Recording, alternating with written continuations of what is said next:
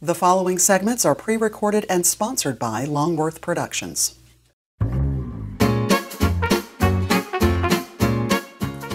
Fighting Hunger on Triad Today.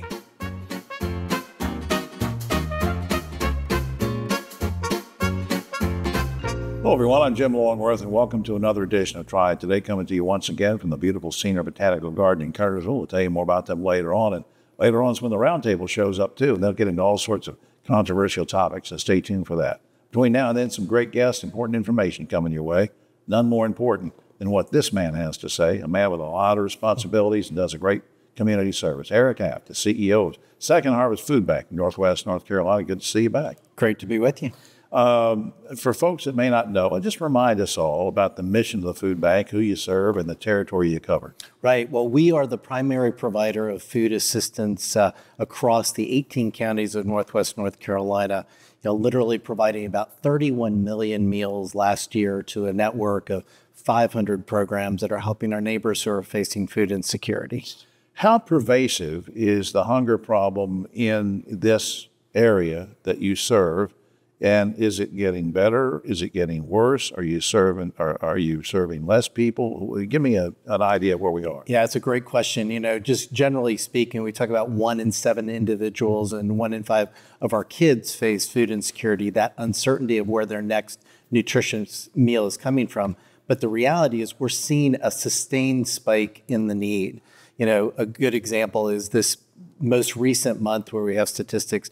We serve 75,000 unduplicated individuals across our network. Wow. If we go back a year, that same month, that was 49,000. So a 26,000 person increase. That's kids, seniors, veterans. And we're not in COVID, and there's a relatively good economy, so this is just unreal. It's a challenge, and people have asked that question, why?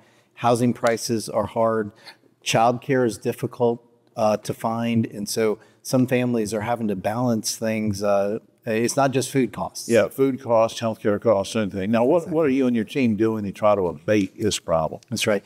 Well, we're all about innovation. Our great network of 500 partners are on the front lines every single day, but we need to be more innovative and more strategic. So one of the best examples is our Farm Fresh Nourish initiative. Okay. And that works with area farmers to address food insecurity as well as health conditions. So we're investing about $140,000 with about 37 farmers, mainly women and minority-owned farms. Wow. And we're purchasing produce boxes and matching that with nutrition education, so individuals who are facing food insecurity get food, but also get a better understanding about how to manage their diabetes or heart conditions. So that's a win-win for everybody, not just the folks who need the food or receive the food from their agency that they get it from, but the farmers. It's an economic development story. That's exactly right.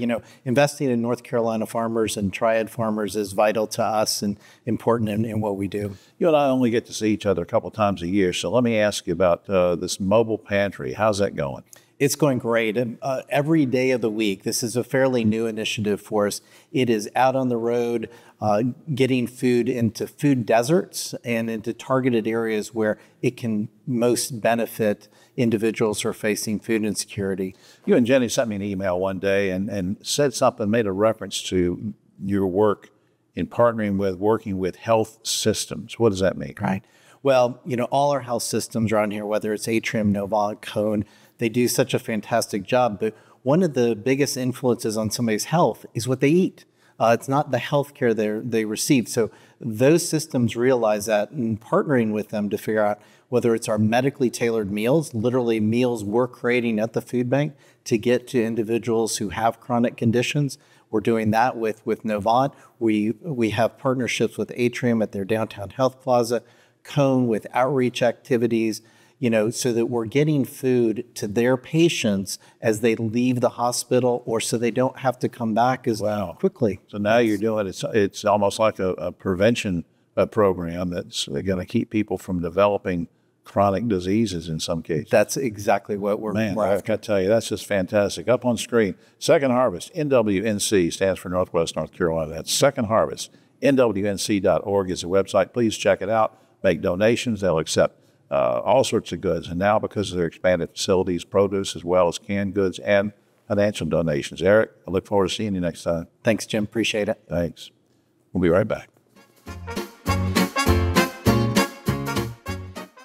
The world's brightest are Fulbrights, Goldwaters, McNairs, and Spartans.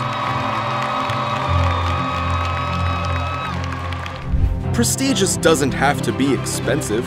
And we know you will make a difference wherever you go.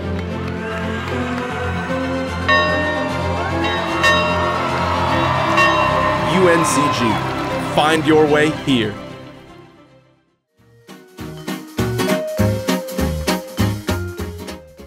Back now on Triad Today, and sometimes we set aside some time to talk about kids and taking care of kids because it's so important. And we have an expert in the field to do that, expert in pediatrics, with us right now. Cheryl Lauber, she's a licensed practical nurse and physician practice coordinator for Northern Pediatrics, part of the Northern Regional Hospital family. Good to see you, Cheryl. Nice to see you. What role do you play as an LPN as far as and physician practice coordinator for something like the Northern Pediatrics? What role do you play? My main responsibility is I work in the lab, which means I give a lot of immunizations all day long. I run the tests for sick children, for COVID, for flu, for strep, for RSV, a lot of that. You've been really busy on that the last few years. We have been. Strep has been going crazy. And then Strep has lately been very bad with the kids at school. So we do a lot of testing. And then, of course, if the providers need something additional, an EKG, hemoglobin, nebulizer treatment for a child, that's my main responsibilities in the lab. We didn't rehearse this or anything, but I'm just curious, maybe some of the folks at home, too, are about age range of people, kids you see. I've heard all sorts of different answers before over the years. I mean, I guess it's from infant or up to what age can you see? Yep, from newborns up to 18 Really? Is what our practice sees. So pediatrics can see up to 18, yes. Age 18. Now, how do you collaborate, or do you collaborate with pediatricians in order to provide a comprehensive care for the kids? What kind of collaboration? We are responsible for the nursing staff. We room the children, so we get all of their vitals and all of their, then we do their hearing screening and their vision screening and hemoglobin and lead testing and incorporate all of the questionnaires into the computer as necessary. If they're sick children, we run the test before the doctor gets there, so the doctor has information when they get in there as to how to appropriately treat the child. And you have so much experience in treating physical things, but let's talk about mental conditions and behavioral things, because it seems like lately, and maybe it's because of the rise of the social media and internet or smartphones, I don't know, there's lots of answers to that, I guess, but how do you address mental health issues and screenings and stuff like that in kids these days? There are questionnaires that we do hand out to parents that the children answer as well as they can, and with the parents' help, and then the providers meet with the children. If they need counseling, then we refer them to a counselor who's can do that better than, it's a specialty. Right. So monitor that as closely as we can. We do also diagnose for ADHD and ADD. Again, there's screening questions, and the parents get questionnaires, the teachers get questionnaires, then the providers meet with them.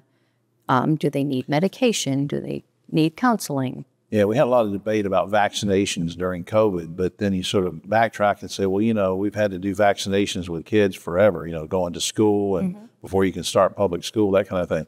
But there's a lot of, ever since COVID, there seems to be a lot of misinformation in general about vaccinations. What do you do to help parents get educated about vaccinations so they don't get the wrong information? All of our providers and all of the office is very an advocate for immunizations. So at every well visit, they get something, it's a VIS, it's vaccine information sheets that are very detailed as to what the vaccine is for, what are some of the possible side effects. Then the doctors will also go over that when they're meeting with the parents as to the necessities. There are recommendations by the state. There are requirements by the state also as to what vaccines should be administered. And you guys can really keep the parents straight on that when they come in for that. Yep. That's so important because, like I said, there's so much misinformation about vaccines and all sorts of things going on the internet go to the source, and that's you guys. That's your team. Yep. That And can do that. we provide all the information. We have all of the vaccines in-house, so when they're recommended, the doctors and the staff will provide those vaccines as necessary. That's just great. Up on screen, choosenorthern.org is the general hospital website, which I hope you'll check out, tell about all the different services of the hospital. But if you'd like to get in touch with Northern Pediatrics, that number's on screen as well, and that's 789-6267 in Mount Airy. And Cheryl, I just appreciate all you're doing for so many kids. I appreciate And being here. parents. Thank you so much. Thanks. We'll be right back. Hi, I'm Jim Longworth, reminding you that Triad Today is now streaming on WFMY Plus, available free on Roku and Amazon Fire TV.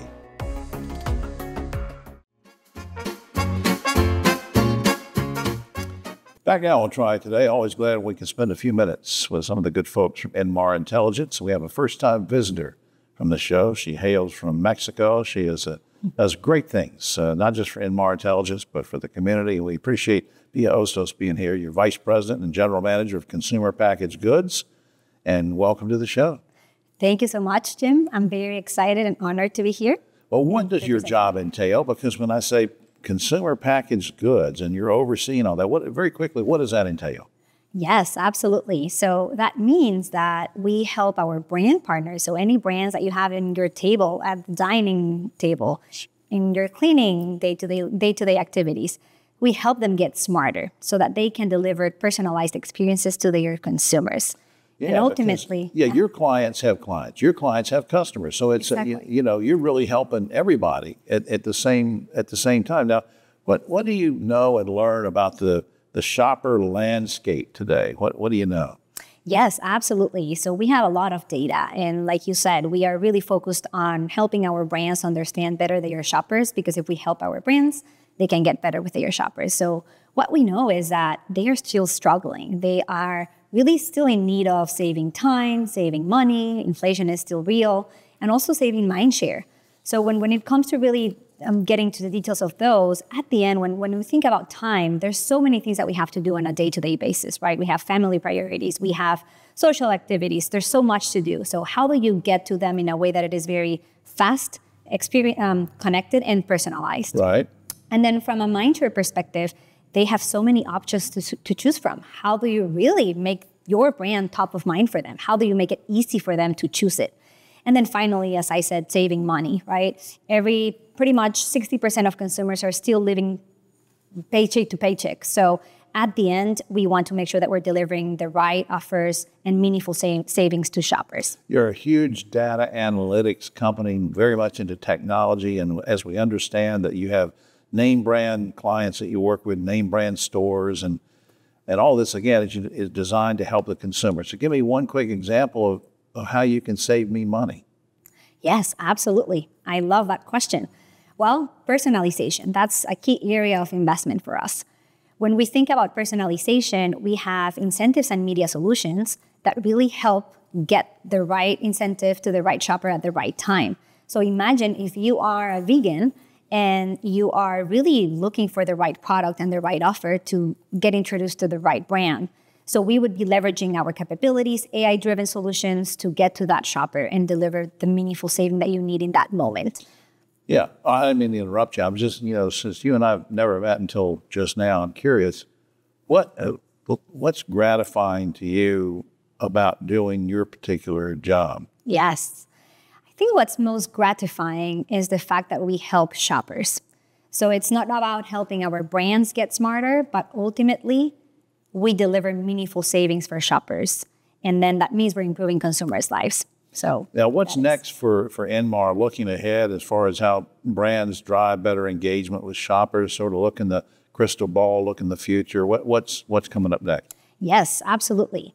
As I said, personalization is key. Consumers want that. So we are very much focused on driving AI-driven personalization and automation across the shopper journey, from the moment you see an ad in your phone all the way to getting that offer and going to the store and using it. We are trying to power that journey in a way that it is very personalized and very meaningful for the shopper. And then at the end, we also want to help our brands save money, right? We want to make sure that they are optimizing their performance, really making work hard every dollar that they are spending in consumer promotions. So we have that top of mind as well. And as I said, what really gets me excited is to help the consumers. So it's not about the technology, it's about how the technology can help people. I just think that's great. Just what a great message. Up on screen, hope you'll visit this, nmar.com, great website to look at. They do so much collectively for the community, and we've talked about that before on the show.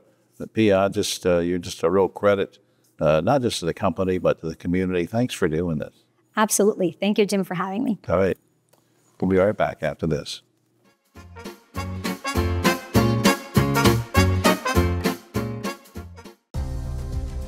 North Carolina's economy is growing, bringing new businesses and opportunities. The need for electricity is growing too. At Duke Energy, we're meeting the challenge, providing even more electricity that's cleaner, reliable, and that stays affordable. We're getting out of coal and reinvesting in our communities with a diverse, balanced mix of energy sources and making targeted upgrades to the grid so that North Carolina can thrive in a smarter energy future.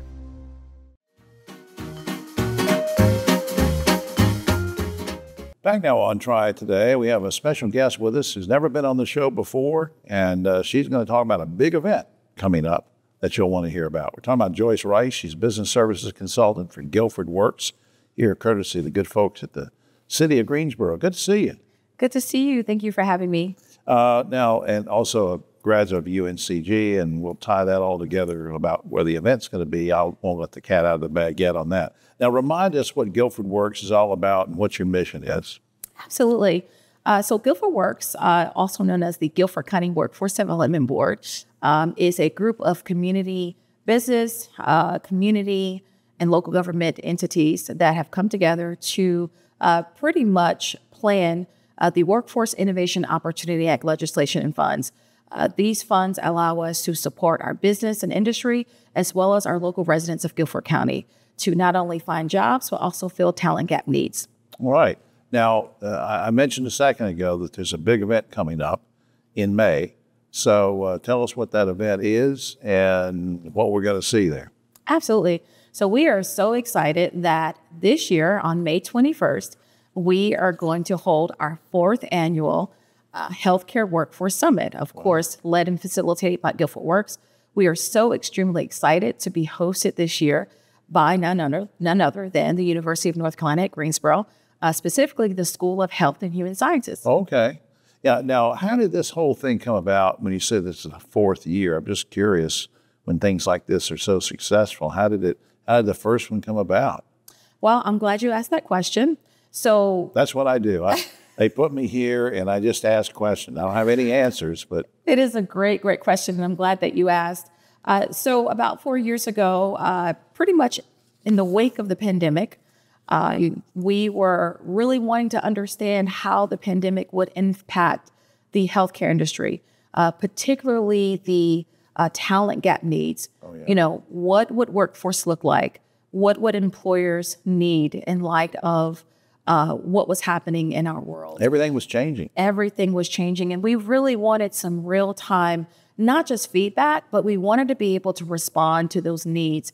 And so we gathered a group of our leading employers in our region, and we gathered a group of some of our most subject matter expert practitioners to come into the room from economic development, training, education, as well as some of our local community agencies, to have a dialogue about what those needs look like and what strategies we might be able to consider to support those needs going forward. All right. Now tell me this, Joyce. Who can benefit from this the most? I mean, it sounds like a neat event that anybody's welcome, but who can really benefit from this? So the thing I love about this event is this event really supports the entire healthcare workforce ecosystem. In order to make the healthcare industry work well, we have to have a collaboration of our employers, our business and industry, those educational leaders, those who are preparing our next generation workforce, as well as those community agencies that are really readying up and preparing individuals that are looking to get into healthcare or matriculate in the industry. So this really is a well-rounded opportunity for those who are trying to help individuals grow or enter the career or be successful in developing their workforce or training and preparing. It is a wonderful opportunity for all those populations. Is there a charge to come to this, and how do I register? There is absolutely no charge. And we're extremely, again, very grateful for our sponsor and our partner, the University of North Carolina. So we will have a link for you to register. And if you'll just visit us at www.guilfordworks.org, you will find information on how you can register. All right, we'll have that up on screen, but I also want to see up on screen Healthcare Workforce Summit. That's Tuesday, May 21st, 8 a.m. to 1 p.m., UNCG Alumni House, a beautiful facility. So again, guilfordworks.org is where you go to register and learn more about what's going on in this area with that great organization. And a good shout out to the city itself. Greensboro-nc.gov is the general website for the city. For Carla Banks for suggesting this, we appreciate her for helping to bring you on. Yes, thank you to Carla Banks. She dragged you over here, and we're so glad that she did. Yes. And you do such good work, Joyce. I appreciate it, and let us know how it goes. Yes, thank you for having me. All right. We'll be right back after this.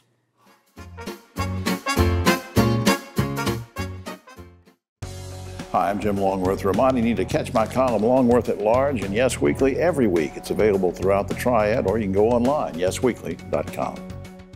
Are you looking to jumpstart your future in the fast-paced, rapidly growing food and hospitality industry? In Second Harvest Food Bank's Providence Culinary and Hospitality programs, you will have the opportunity to do just that. From baking to barista training, an exciting future awaits you. Our programs have helped hundreds of individuals just like you excel in the workplace. There's no reason to wait to turn your passion for food and service into an exciting career. Check out the upcoming class schedule on our website at providencews.org/learn.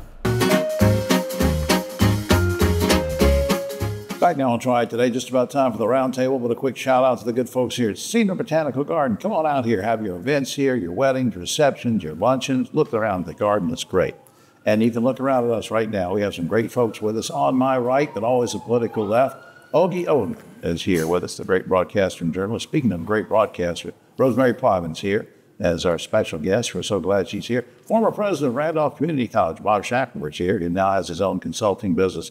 And I appreciate all three of you being here. Yep. All right, Greensboro City Council has just enacted stricter rules for operating a B&B, including charging a $200 permit fee per property. Now, as you guys know, there are a lot of problems with some of those properties, with wild parties and all that kind of stuff. What do you think about a $200 permit fee for those B&Bs? That's not going to help a bit. In fact, it's counterproductive. Not only that, but they're not going to allow people from, you have to be from this county or an adjoining county. So they're trying to enact this tax, this food tax to encourage tourism. Well, that's counterproductive. That's going to, what if you come from Richmond to go to the Tanger Center and don't want to stay in a hotel? Rosemary, what do you think? $200? I think it's necessary because right now there's no way to even track it. So at least this way we will know, or the city can at least start to get a handle on how many we have and where they are. Bob. The businesses shouldn't be too upset about it. They're going to pass it on to the customers anyway. All right. Studies show that nearly 3 million students are suspended each year for minor misbehavior. We're talking about public schools, K through 12. That's why some school districts are now opting to no longer suspend a kid for disrupting class or talking back to the teacher, for example. Would you like to see all schools in North Carolina stop suspending students for minor offenses, or are you okay with suspensions for those things? It depends on what minor means exactly. Well, no violence, no gun, no knife, but they're saying talk back and talk ugly to a teacher, you disrupt the class. Yeah, I don't think you can suspend a kid for just, mouthing off. All right. Slap him around, maybe. Don't do that. Don't do that. But yeah, there is in-school suspension, so that's an option. I do think the teachers are having to deal with way too much. I mean, you talked about violence, but even going to just the talking back and the disrespect, we've got to do better. Bob. I think the teachers have a lot on their plate dealing with students, but they need more training in classroom management. They don't need to go to the extreme of the minor infraction. All right, we've talked before about how some public schools are banning cell phones in class. There's a lot of studies coming out about how it affects the mental health of kids. They're not learning social skills. That's a whole other topic. But the thing is, there's no uniform policy statewide about this. Guys and gals, would you like to see a statewide policy enacted where no smartphones are allowed during classes? I would. Drop your cell phone in a little packet, put it in a locker, and no cell phones, zero. All right, Mom, you have kids. I mean, I don't love it, but I think this is the way the world is going. A lot of teachers use them and use them for practice, and a lot of families feel like it's a safety concern that they want their kids to have it. I think we've got to find a better way to work with them instead of banning them. Jim, when I was a kid, all the boys had marbles in their pockets. And the rule was if one hit the floor, it went in the teacher's desk. I would say the same thing with cell phones. Pull it out, it goes in the teacher's desk. I've lost all my marbles. So I have no idea. Now, speaking of education, the Republican candidate for state superintendent of public instruction has no experience teaching, no experience in administration, and homeschools her kids. Would you like to see the Constitution, the state Constitution, be amended to require that anyone running for this office have some education experience, Hogan? Yeah, I would. I mean, this lady's a mental case anyway, but I don't know that that's a knee-jerk reaction against this woman, this crazy woman, or should we make that a blanket rule for, I'm not sure. Yeah, Rosemary. I think it's a good idea. I feel like we've had this question come up in the past, too, with other candidates, and so it wouldn't just need to be a knee-jerk reaction necessarily, but I think it's a great start. Mr. Educator? We had a Secretary of Education a few years ago that didn't know anything about education. That didn't work out very well, and I think foxes belong in the fox's lair, not in the hen house. All right.